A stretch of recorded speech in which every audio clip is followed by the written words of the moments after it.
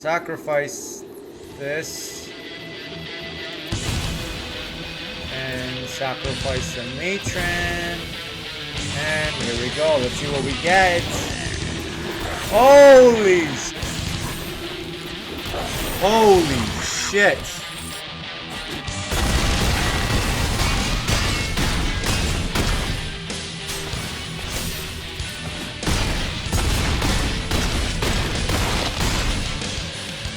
Mono red got done dead.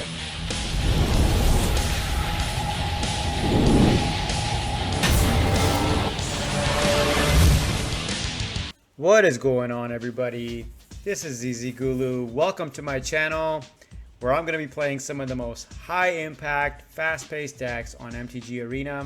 And what better way to start my channel, my very first video, than one of the most fastest paced decks that have ever been created, Mono Red Goblins. Mono Red Goblins holds a very special place in my heart. I love this deck when I first started playing Magic on Duels of the Planeswalkers in 2012. This deck is cardinal damage. I love this deck because how explosive it is and some of the most fun interactions I've ever had in MTG Arena have been playing this deck. And I'm so excited to showcase some of the actual power of this deck, showcase some of the abilities that you can do with this deck, and hopefully it helps you guys rank up on the ladder. I will be playing this on Historic Ranked because I don't fucking play this game just for fun. I want to be competitive. I want to play some of the best decks, against some of the best decks.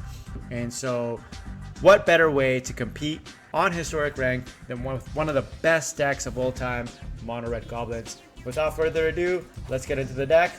Now, the deck is really just built around one strategy, and that one single strategy is to cast your Muxus as soon as possible. Muxus for 6 mana. When Muxus Goblin Grandee enters the battlefield, you get to reveal the 6 cards on top of your library, and you get to put all Goblin creature cards with mana value 5 or less from among them onto the battlefield, and the rest on the bottom of your library in random order. Now, this is one of the most explosive ETB enter the battlefield abilities of any card I've ever seen in MTG Arena. For 6 mana, you essentially get to bring 6 other potential goblins onto the battlefield. Now, this deck is full to the brim with goblins that have incredible abilities. Now, the dream start in this deck to get to the Muxus is to be able to cast your Skirk Prospector on turn 1. Skirk Prospector is a 1 mana goblin and it has an ability that lets you sacrifice any goblin on the battlefield, add 1 red mana. Now, the Skirk Prospector essentially is your engine. You don't want this thing to die. I know a lot of people like attacking with it. They don't block with this card, okay? You want this card to live as long as possible because without this card, a lot of the synergies later in the game don't really have much benefit. The synergies are gone if you can't sacrifice your goblins. Now, in turn 2, you have 2 options. You can either cast a Conspicuous Snoop. Essentially, this is a goblin that lets you play with your top card of your library revealed, not just for you, but also for your opponent. You can cast goblin cards from top of your library. You can also activate abilities of that goblin that's on top of your library using the Conspicuous Snoop. Now, the Snoop is really a way for you to get card advantage. It's not really a way for you to ramp. Wily Goblin is another 2 mana drop here that essentially when it enters the battlefield, you get to create a treasure. What that treasure essentially helps you ramp into the Muxus. By turn 3, Dreamstart being the Skirk Prospector into the Wily Goblin. And then you get to cast the Muxus by turn 3 because the treasure can be used, and the Skirk Prospector lets you sacrifice your 2 goblins onto the battlefield as well. Now, if you don't have the Muxus in your hand, you have 3 copies of Goblin Matron. Goblin Matron, essentially when it enters the battlefield, you can search your library for a goblin card, reveal that card and put it in your hand, then you shuffle. So essentially it's a tutor for the Muxus or for any other goblin card that you do need. Now, there's a lot of goblins in this deck. You need to pick and choose the right goblin you need at the right time. Now, in most cases, it's probably going to be the Muxus because that's your win condition. But if you already have a Muxus in hand, Goblin Matron lets you search up any other goblin that you need at the time. Sometimes it might even be the Skirk Prospector because you need a way to be able to sacrifice your goblins and get that engine and combo off and try to cast more Muxus as possible. Now, you need to also be able to find a way to give the Muxus haste because if you can give your creatures haste, then you can get in for damage on the turn the Muxus comes down. So in this deck, we have 4 copies of Goblin Chieftain, 4 copies of Goblin Warchief. These are your essential critical haste-making goblins. They give your goblins haste, but not only that, Goblin Chieftain gives your goblins +1/+1. Goblin Warchief also makes your goblins cheaper. These are your lords, haste-making creatures. You need these goblins onto the battlefield because if you can cast your Muxus and you have a Goblin Chieftain, or if the Goblin Chieftain or a Goblin Warchief comes down with the Muxus, then you're going to be essentially winning on that turn. A lot of opponents just concede after they see something like that happen. I also have 4 copies of Hobgoblin Bandit Lord. This is a goblin that doesn't get much love in this deck. I haven't seen a lot of people play this goblin. I've seen Battlecry Goblin played over this, but I think this is actually one of the most powerful 3-drops. It deserves a spot in the 3-drop spot. Essentially, it's a lord. It pumps up your goblins +1/+1, but it has an activated ability that synergizes exceptionally well in this deck because for 1 red mana, you can essentially tap this guy. It deals damage to any target equal to the number of goblins that enter the battlefield under your control this turn. Which means if you cast a Muxus and the Hobgoblin Bandit Lord comes down on the same turn, it has haste because of the Warchief or the Chieftain. You can essentially sacrifice this to the Skirk Prospector, deal damage directly to the face, end the game on the spot without even having to attack. What a powerful ability this is. And most people don't really appreciate it, and they don't understand. You can actually activate the ability, sacrifice the Hobgoblin Bandit Lord itself to be able to pay for its mana cost. So this is an impressive ability. It actually synergizes exceptionally well also with the Krenko Mob Boss. Krenko essentially is a 4 mana legendary creature Goblin Warrior. And when you tap it, if it has haste, you can do that on the same turn it comes down. You can create X 1/1 red goblin creature tokens, where X is the number of goblin creatures you control. So you can see how this can get out of hand really quickly because if you have haste, cast a Krenko Mob Boss, tap it sideways, sacrifice a bunch of those 1/1 red goblin tokens, cast a Muxus, more goblins come onto the battlefield, you sacrifice them again, cast maybe another Muxus, or if you have a Matron, search for a Muxus. This thing can get out of hand really quickly.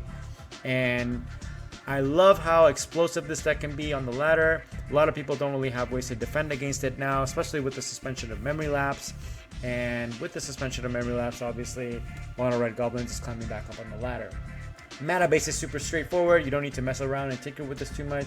14 mountains, 4 Den of the Bugbears. That's a no-brainer. It's a Goblin creature land. 2 Castle Embereths. Phyrexian Tower, because it helps you sacrifice a creature to add 2 black mana. Now obviously the black mana is going to be used generically in this deck. And we also have 3 copies of Shatterskull Smashing. So Shatterskull Smashing is a dual-faced card. Essentially you can cast it on the backside as a land, pay 3 life, or you can cast it as a sorcery to take out a creature or planeswalker, or multiple creatures or planeswalkers if you have the mana to be able to cast it. Now I'll show you how this deck is actually doing for me. I've actually had quite a tremendous amount of success playing this deck. I have a 75% win rate on the play 10 times, on the draw 10 times, 80% win rate on the play, 70% win rate on the draw. This is an explosive deck. It will guarantee you be very successful for you on the ladder, and hopefully you guys can see I'm not talking out of my ass. In the next few games you'll see how explosive this deck can be, and hopefully for you guys this will be one of the decks that'll get you to Mythic. Alright, holy shit, 2 Muxus. What are we gonna do with Muxus? I mean,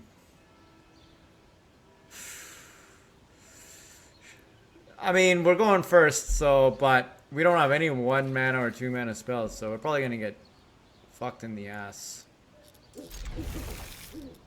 Let's try it. I mean, it's our first game, so if we lose, whatever.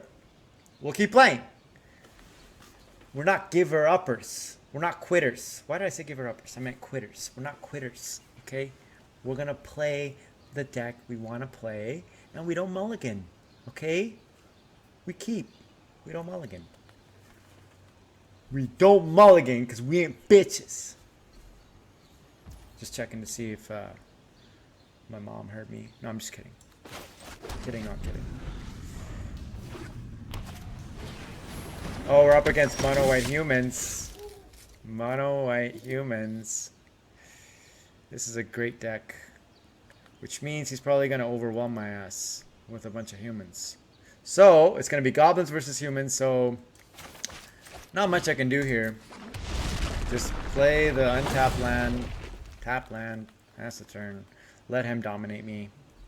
I mean, what chance do I have? Really? Okay, he's got the bodyguard and the sentinel. Oh, he's Selesnya humans. Okay. Selesnya humans.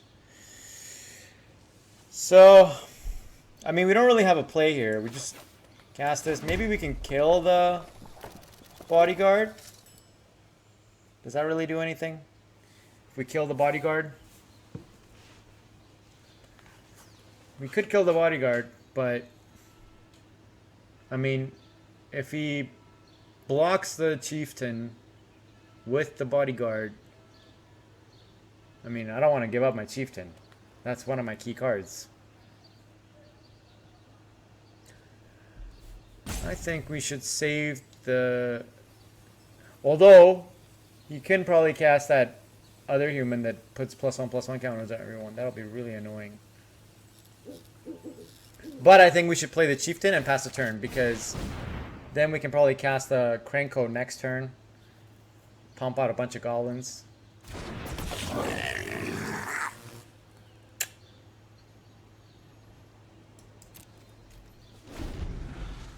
That's our play. That's my story and I'm sticking to it. Oh my goodness. Why did this card get printed? Why? And it's a human.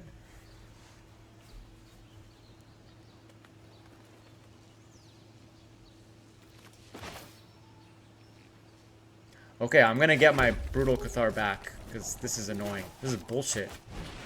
Give me my Cathar back. Or, wait, not my Brutal Cathar. My, Goblin Chieftain.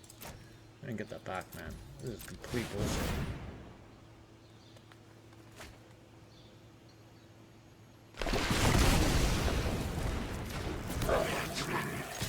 Let's swing in, get some damage in. Next turn, we can cast the Krenko. Oh yeah, take away one of my Muxus, please. You took the Krenko? Okay. Well, what am I gonna do? What am I gonna do, man? What am I gonna do?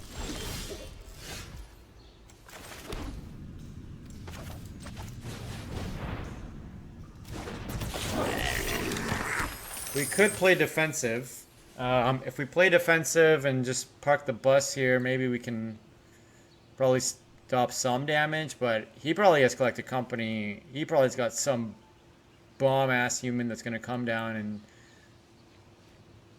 just pump everybody up. So I say we probably just park the bus. Maybe at least we can stop the bodyguard and the Esper Sentinel from going in, so... Wait until we can get the Goblin, the Muxus. See what the Muxus gives us. Hopefully we don't brick. That's the important thing. If we brick, then... Pfft. If we brick all this effort I put in to get to this point and we fucking brick, you better not do this to me, Arena. Come on, Arena. Come on, Arena. This is what Goblins does to you. It turns you into a gambling addict because you're just waiting to see what you get. You know? Just like Tibble's Trickery. Remember that shit? It was like 50-50. Like, you either conceded or you fucking hit a 10 mana spell off the top that just exiled everything off the opponent's board. Alright. So, clearly the Park the Bus strategy kind of stopped some of the bleeding.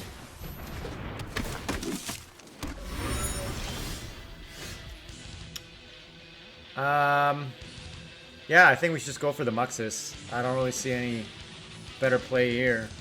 See what we get. Here we go! Roll the dice! Holy shit! That is devastating. Now, we're just gonna see, do we have a win condition? I think we do. I think we could win this game. Let's try.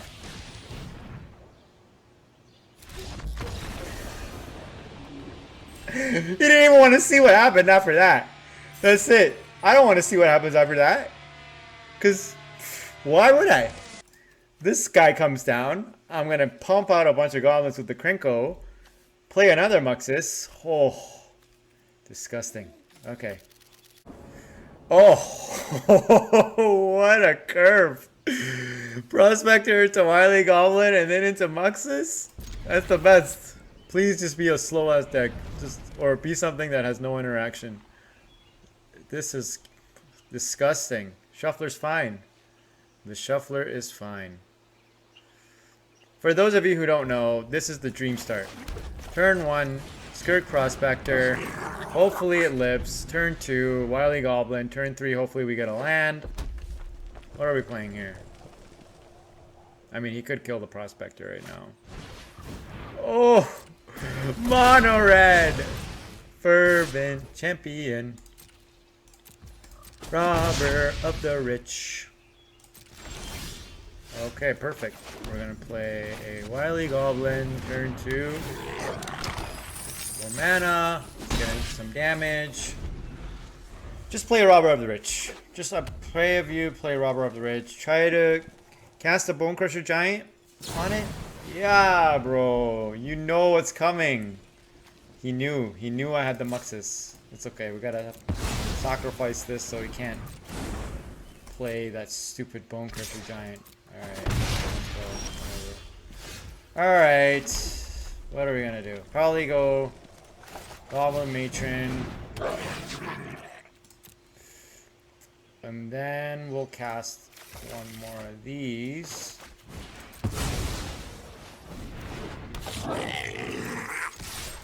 I mean, you don't need to search up, you know, the Muxus every time you get the Matron. Search up what you need. That's being smart with this deck. You have to be smart with these decks. Okay, so we have a standard mono red deck. I mean, Robber of the Rich. He's probably gonna give his Bone Crusher Giant haste or some shit, or the Annex haste. So we're gonna take all this damage because we need all our goblins.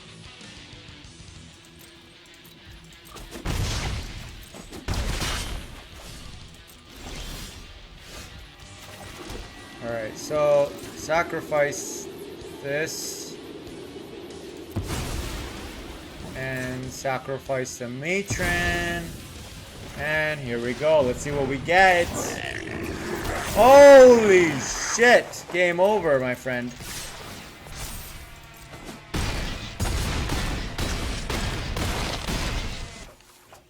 Mono red got done dead. Okay, not a bad hand. This is actually a pretty good hand because we have good 2 mana options, good 3 mana options. Very good. Okay.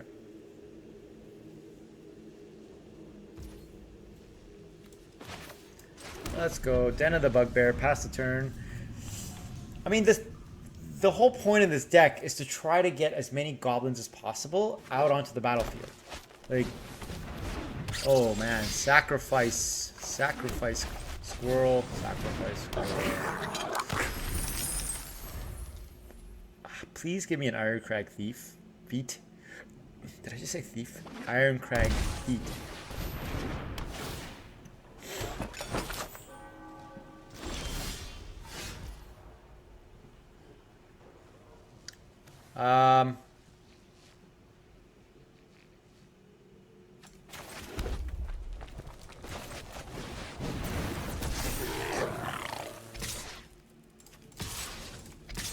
Wait, yeah, let's go.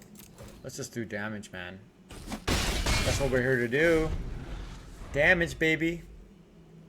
We're here to deal damage. Opponent seems like they're playing some sort of Abzan treasure sacrifice nonsense. Treasure and food sacrifice. So I guess that's how the squirrel gets his +1/+1s.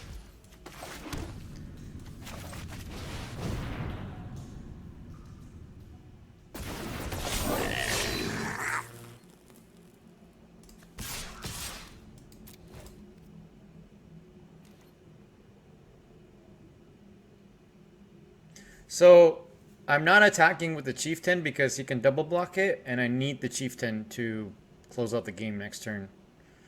See, that's thinking with your head. That's how you become a good Magic player. Think about the next step, okay? Don't just think about what you want to do right now. That's what mono red people do. Think about, how do I deal damage right now? It's not how you play Magic. You have to think about the next step, always.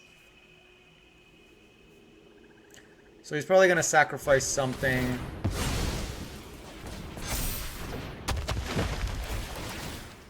Alright, good job. Gain all that life back.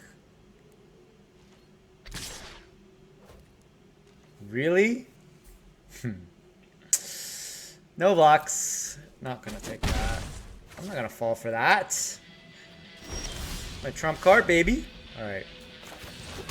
Is it time to slam this Muxus down and just completely dominate this guy? I don't think he's ready for this. Here we go. It's Muxus o'clock. I mean, you might see a scoop right now. What the hell was that? That was terrible. That was terrible.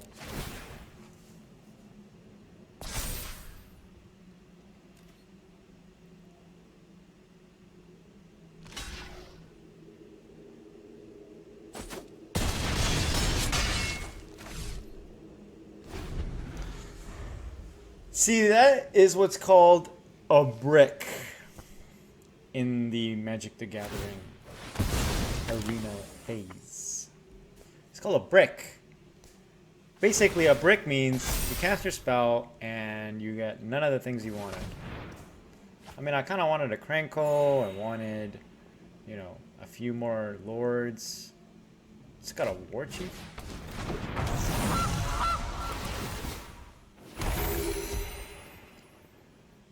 What is this guy doing, man?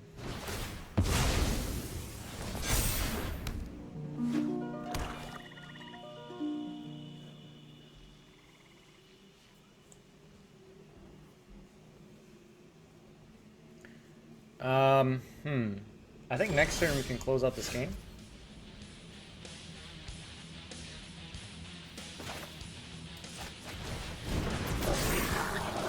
Yeah, baby.